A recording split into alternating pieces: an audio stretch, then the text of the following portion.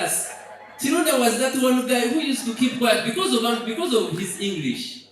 Chirunda would keep quiet from the beginning of the term to the end of the term. We knew his problem. There's a time where the math teacher asked a question, a very simple question. Chirunda raised up his hand and gave a very correct answer. The teacher looked at Chirunda and said, class, clap for Chirunda. We all clap for Chirunda, we clap for Chirunda. Then after Chirunda wanted to compliment himself, as you know, you feel the vibe. So Chirunda also said, yeah, me I know my things, but I quiet them. The teacher said, pardon? Said, I know my things, but I quiet them. The teacher said, neighbor, slap Chirunda. Mark, so I watched you perform in the comic, and you were extremely relevant when it came to people understanding your jokes and the topics that were happening. And it showed me that you seem to ride on everyday things that happen. What style do you normally use in your comedy? How would you define your comedy? Well, I'm a stand-up comedian, and I brief myself, or I style myself as that local chap.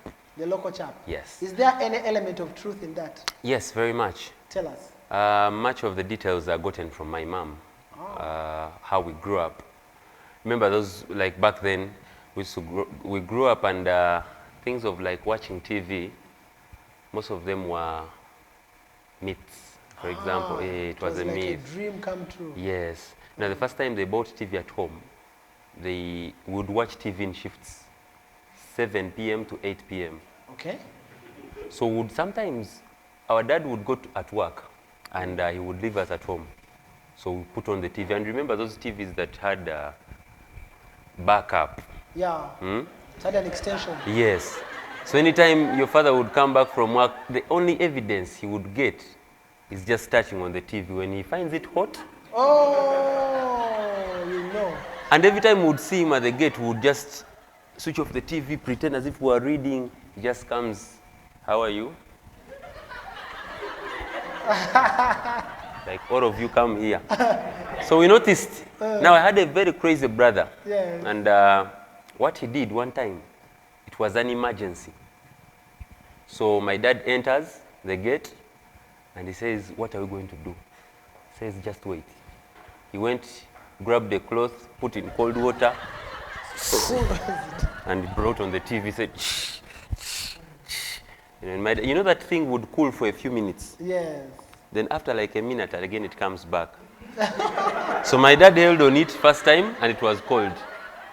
He went in the bedroom. We said, we have survived. He came back, part two, said, said, you think you have survived? Come back. So I noticed that much of the comedy that I will present to the world is me myself. My way of and then life. you talk about Kamwenje. Yes, Kamwenje is where I come from. Oh. Yes, it's a district in the western part of Uganda. What do you like about it? What stands out in the comic world about it? First of all, it's the only district with 2 members of parliament. Okay. Yes, and they're also not aware. Also not aware. Yeah. Secondly, it's the only district where, you see, when we have a power problem, electricity problem. Yes. Like when power goes, for example, we're waiting for news, 7 p.m., and news reporter comes, welcome, and thank you for viewing. This is Kamwenje at Live. Now we are reporting, and power goes, boop. For us, we shall wait. For us who are at home, not knowing that even the studio guys are waiting for power to come back. So when power comes back, like at 8 p.m., you see the guy say, sorry, that was a power break, but let's start with the 7 news.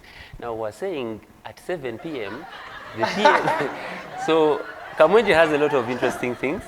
Wow. And that's why I pick most of my celebrate comedy Kamwenje. Yes. Yes. So in real life, did you go to school to study comedy? Or is it something you jumped into along the way? I would say my first time to start comedy was the time when I was at Prime Time. That was Makerere University. Yes. What were you doing at Makerere University? I was doing a course called Development Economics. Development Economics? Yes. Ah, I know. Yes.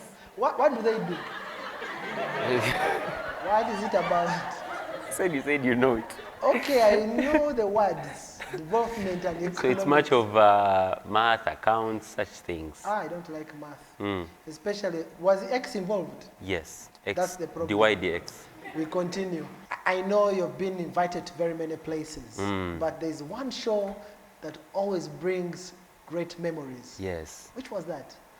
There are two shows that bring great memories. Yes. There is a memory that is indeed great. Yes. There is another that is indeed great in a bad way. Okay. I had a show. One time they invited me to perform. It was a porridge night. Porridge night. Yes. Okay. At Makerere University. Yes. Place called Mary Stewart. Uh-huh. Now, by then, after Pablo giving me stage, people told me, now you're big. Don't even rehearse. If anyone calls you, just go. Perform. I went. The show was at 8. Yes. They told me at 5, Mark, where are you? Are you ready? I was in my room, say, you guys, when 5 minutes to my time, just call me. I'm just here, Livingstone. Yes. 7, Mark, where are you? I said 5 minutes. I'll come, go on stage, perform, disappear. Well, at 8, I went on stage. The intro was epic. People were screaming. Yo, Mark! Yeah.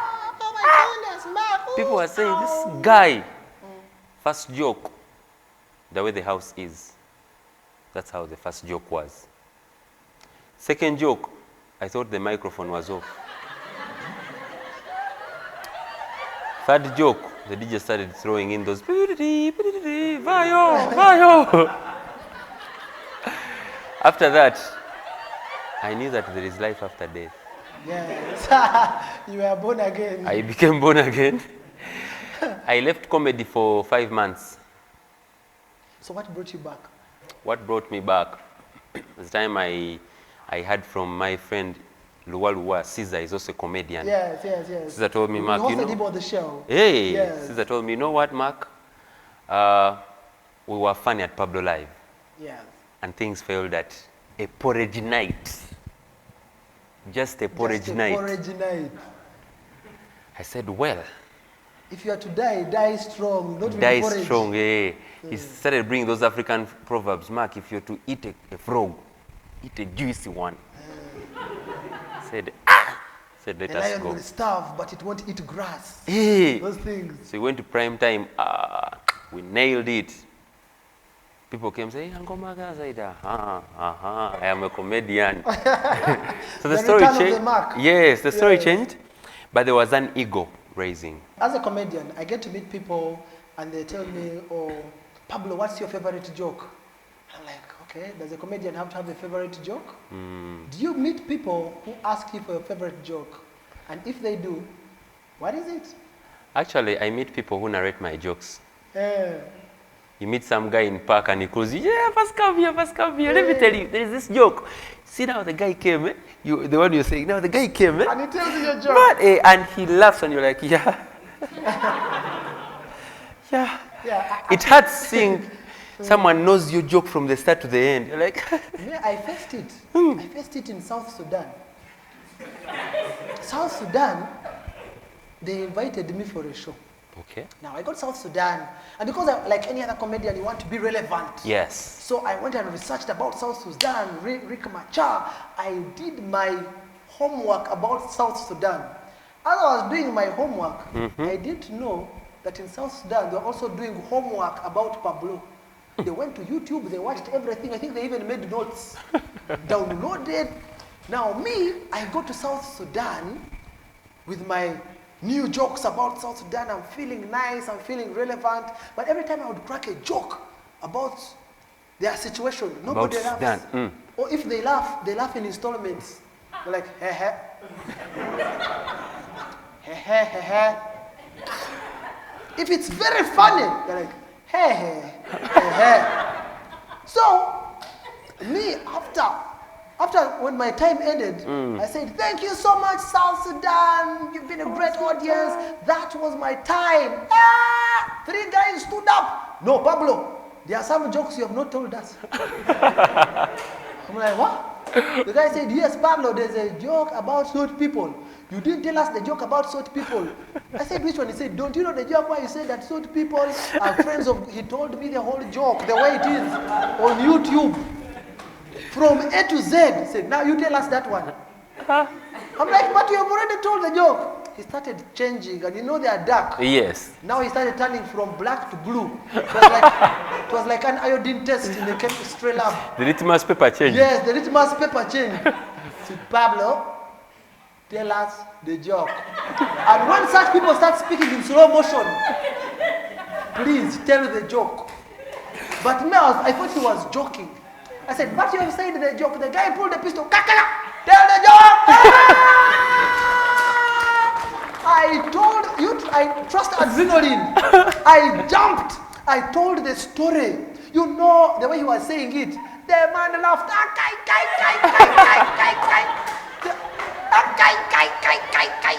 Then at some point, he even stopped me and said, wait, Pablo, there's this part you have left out. Then he told me the joke. And then I said it. And then the short man jumped. He was like, everybody was laughing. Then he asked the son, is that the joke you wanted? The son said, no, there's another one, a very real. That was the first comedy show I've ever been where people have a request hour for jokes. My thought was only for music. Just know by the time the show ended, I was looking for glucose. So, Wow. That's the occupational hazards. Are you in a relationship? Apparently, I am Okay. And engaged. to? No, like in other activities, Like? driving, what? Ah. Yeah. So the engagement issues. Yeah, the engagement issues. Okay. Yes. I wish you the best in those issues. Yeah?